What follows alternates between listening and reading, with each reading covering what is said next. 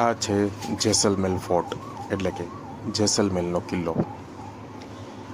આ કિલ્લાની વિશે આજે આપણે બધી માહિતી મેળવીશું અને આના વિશે આપણે આખા કિલ્લાની વિઝિટ કરીશું.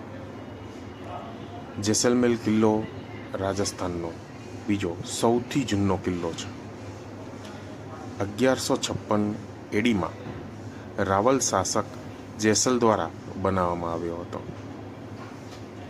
દિવસ દરમિયાન કિલ્લાની વિશાળ પીળા રેતીના પથ્થરોની દિવાલો પીળા રંગની સિંહ રંગની હોય છે, જે સૂર્યાસ્ત થતાં જ મધ સોનેરી રંગમાં ઝાંખી પડી જાય છે, જેના કારણે પીળા રણમાં કિલ્લાનો રંગ છુપાઈ જાય છે.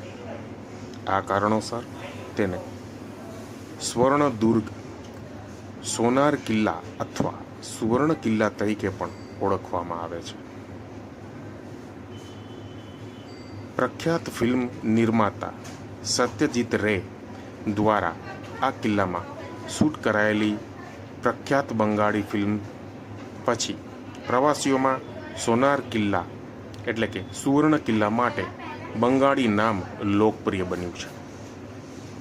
આ કિલ્લો ત્રિકુટા ટેકરી પર મહાન થાર રણના રેતાળ વિસ્તાર વચ્ચે ઊભો છે. તેથી તેને ત્રિકુટગઢ તરીકે પણ ઓળખવામાં આવે છે. તે આજે શહેરની દક્ષિણ ધાર પર સ્થિત છે, જે તેનું નામ ધરાવે છે. તેનું મુખ્ય ટેકરીનું સ્થાન તેલા કિલ્લાબંધીના વિશાળ ટાવરને ઘણા માઇલ સુધી દ્રશ્યમાન બનાવે છે. 2013માં કંબોડિયાના ફ્નોમ પેનમાં યોજાયેલી વર્લ્ડ હેરિટેજ કમિટીના 37મા સત્રમાં રાજસ્થાનના 5 અન્ય કિલ્લાઓ સાથે જેસલમેર કિલ્લાને રાજસ્થાનના હિલ કિલ્લાઓના જૂથ હેઠળ યુનેસ્કો વર્લ્ડ હેરિટેજ સાઇટ જાહેર કરવામાં આવ્યો હતો. જેસલમેર કિલ્લો વર્લ્ડ હેરિટેજ સાઇટ છે. થાર રણ ત્રિકુટા પર્વત પર અડીખમ આ કિલ્લા ઘણી ઐતિહાસિક યુદ્ધોની સાક્ષી પણ છે. જ્યારે આ કિલ્લા પર સૂર્યપ્રકાશ પડે છે ત્યારે તે સોનાની જેમ ચમકે છે, કારણ કે તે પીળી રેતીના પથ્થરથી બનેલું છે. જેથી જ તેને સોનાર કિલ્લો કે ગોલ્ડન ફોર્ટ કહેવામાં આવે છે. આથમતો સૂર્ય પણ કિલ્લાને તેના પ્રકાશથી રહસ્યમય બનાવે છે. ખરેખર આથમતા સૂર્યનો એ દ્રશ્ય આ કિલ્લા ઉપર જોવાલાયક છે. અનોખી શૈલીમાં બનાવેલો આ કિલ્લો સ્થાનિક શિલ્પકારોએ રાજવી પરિવારો માટે બનાવ્યો હતો. સોનાર કિલ્લો વર્લ્ડ હેરિટેજ સાઇટ છે.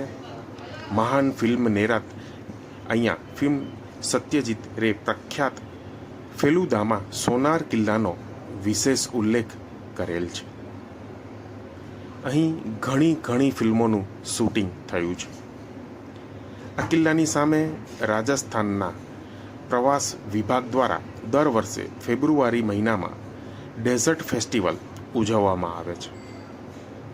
આ ઉત્સવમાં ઊંટ દોડ, ઊંટ મેકઅપ, ઊંટ ડેકોરેશન, ઊંટનું દૂધ ધોવાની સ્પર્ધા, પાઘડી બાંધવાની સ્પર્ધા અને વિવિધ પ્રકારના નૃત્ય અને સંગીતના કાર્યક્રમો યોજાય છે.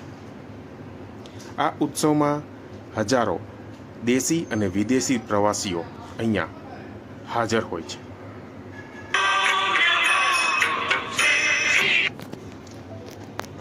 દંતકથા એવી છે કે આ કિલ્લો કબજો મેળવ્યો 12 ડિસેમ્બર 1818ના રોજ ઈસ્ટ ઇન્ડિયા કંપની અને મૂળ રાજ વચ્ચેની થયેલી સંધિએ મૂળ રાજાને કિલ્લા પર નિયંત્રણ જાળવી રાખવાની મંજૂરી આપી અને આક્રમણથી રક્ષણ પૂરું પાડ્યું. 1820માં મૂળ રાજાના મૃત્યુ પછી તેમના પૌત્ર ગજસિંહને કિલ્લાનો નિયંત્રણ વારસામાં મળ્યો. બ્રિટિશ શાસનના આગમન સાથે દરિયાઈ વેપારીઓનો ઉદ્ભવ અને બોમ્બે બંદરના વિકાસને કારણે જેસલમેરનું આર્થિક પતન ધીમે ધીમે થયું. સ્વતંત્રતા અને ભારતના ભાગલા પછી પ્રાચીન વેપાર માર્ગ સંપૂર્ણપણે બંધ થઈ ગયો. આમ આંતરરાષ્ટ્રીય વાણિજ્યમાં શહેરની તેની ભૂતપૂર્વ ભૂમિકા કાયમ માટે દૂર થઈ ગઈ. તેમ છતાં ભારત અને પાકિસ્તાનના 1965 અને 1971ના યુદ્ધો દરમિયાન જેસલમેરનું સતત વ્યૂહાત્મક મહત્વ દર્શાવવામાં આવ્યું છે. ભલે જેસલમેર શહેર હવે એક મહત્વપૂર્ણ વેપારી શહેર અથવા મુખ્ય લશ્કરી ચોકી તરીકે સેવા આપતું નથી, તેમ છતાં આ શહેર હજુ પણ એક મુખ્ય પ્રવાસન સ્થળ તરીકે આવક મેળવવા માટે સક્ષમ છે. શરૂઆતમાં જેસલમેરની સમગ્ર વસ્તી કિલ્લાની અંદર રહેતી હતી અને આજે પણ જૂના કિલ્લામાં લગભગ 4000 લોકોની વસ્તી રહે છે. મોટા ભાગે બ્રાહ્મણ અને રજપૂત સમુદાયના વંશજો છે. આ બે સમુદાયો એક સમયના ભાટી શાસકો માટે કાર્યબળ તરીકે સેવા આપતા હતા, જે કામદારોની ટેકરીની ટોચ પર અને કિલ્લાની દિવાલોની અંદર રહેવાનો અધિકાર આપતા હતા.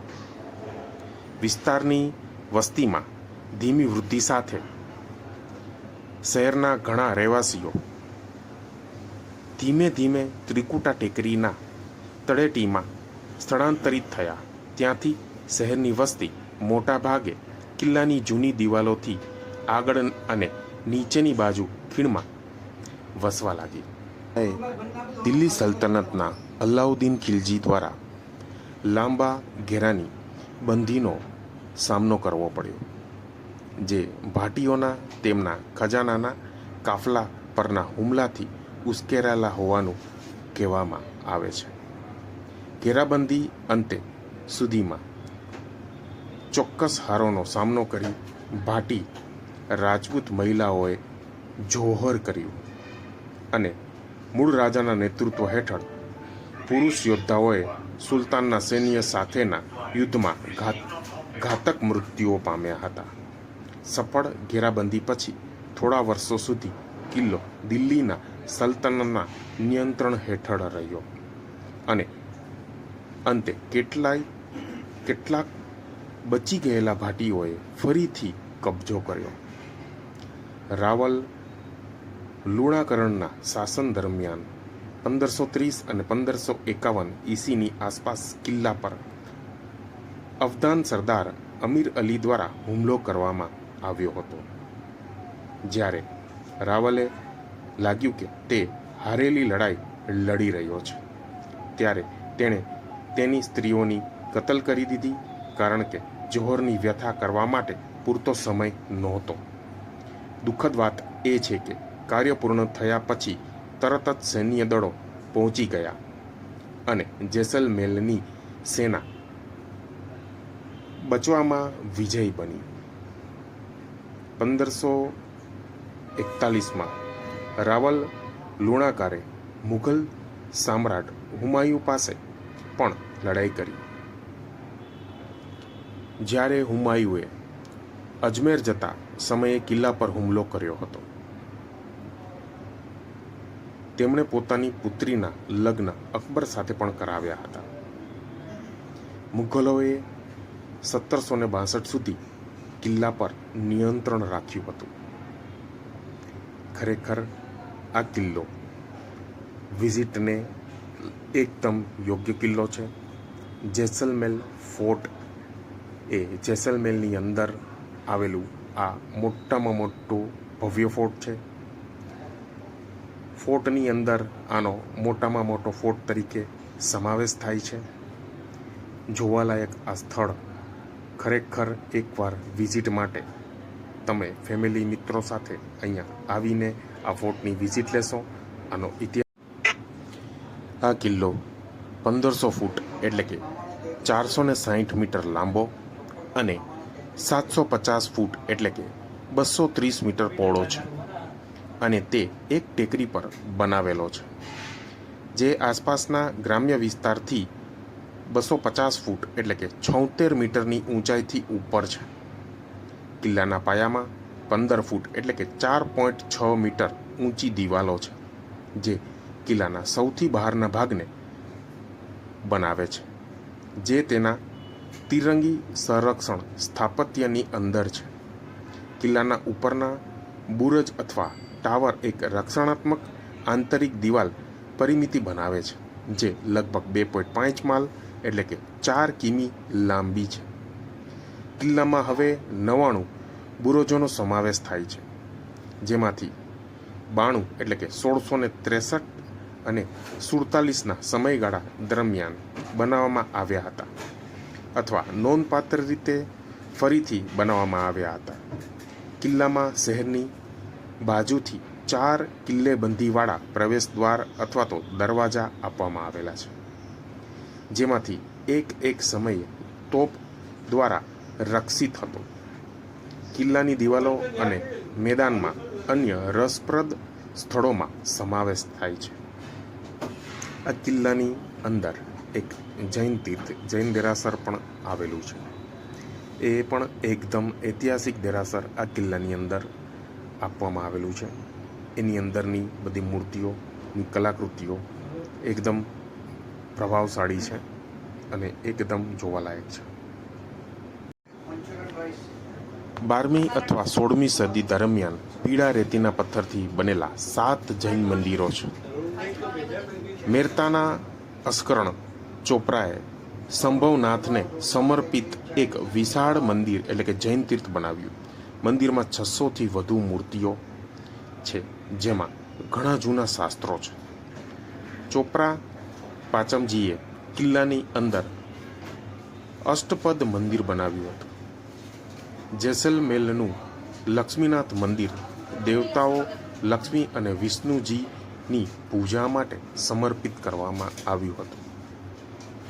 એવો આ વિશાળ કિલ્લો છે કે જેની અંદર એક જૈન તીર્થનો પણ સમાવેશ છે. જૈન તીર્થ ખરેખર વિઝિટ માટે એકદમ યોગ્ય જગ્યા છે.